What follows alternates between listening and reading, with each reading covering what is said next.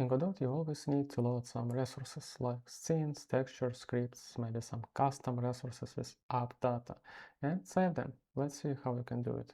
The first and simplest option is to use load function. Just pass the path to your resource or the ID, and it will return you a loaded resource. It's the same as to call the resource loader load method. The only issue here is that this loading approach is sync, which means it blocks your main thread. Your app will instantly freeze. Any animations, UI, running scenes, everything will just stop until the loading is finished. This is how the sync code works. It grants you the code execution order, so you're sure the next code line will execute only after the previous is complete. Here you can see the example. I added a color rect to this animation that it's just moving it from side to side, and if you press load, it freezes. It just freezes until the loading was finished. So the more resources I'm trying to load, the longer the freeze will be. You could use preload function, which load resources at parse time, which means before any code being executing. So it grants all loading being finished before you will call any of your functions. But be careful and don't mislead yourself. It's sync loading, which means it has the same issue as the load function. It just performs the loading at different stage. Here's an example. I'm loading a script which does use preload. And if you run this scene, everything freezes. When we call load for this script, it loads the resource, parse it, but before you get the loading result, it already performed all preloads. Not when you will use the script, but at the parse time. It's the same sync loading. That's why our scene freezed. So if you change the load to preload for the script itself, it means the scene won't run until the preload will be finished. If you want to achieve a true async loading and not freeze your main thread, you can use the resource loader load thread request. It uses an additional thread for the loading, so you can load all needed resources in the background without causing any lags for the user. But the usage itself is more complicated. It doesn't provide your signals, so you can't simply connect to it to call a function when it finished the load.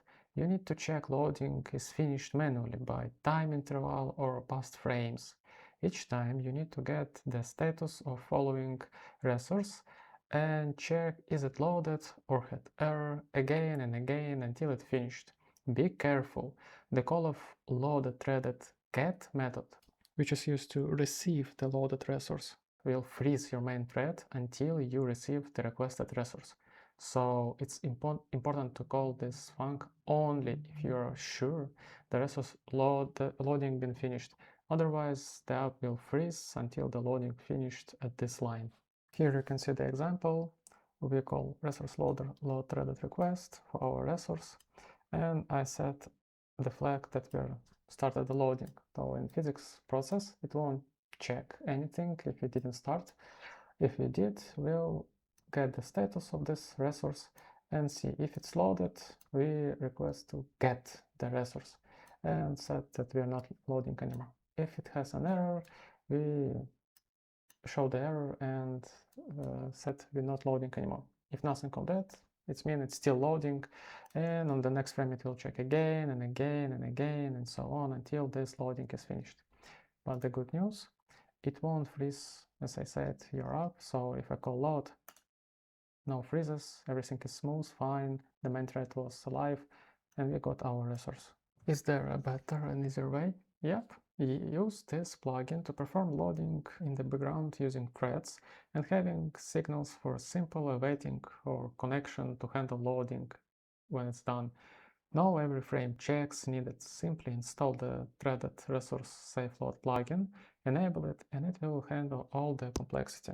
Here's the code example. Use threaded loader add method, pass the array of arrays.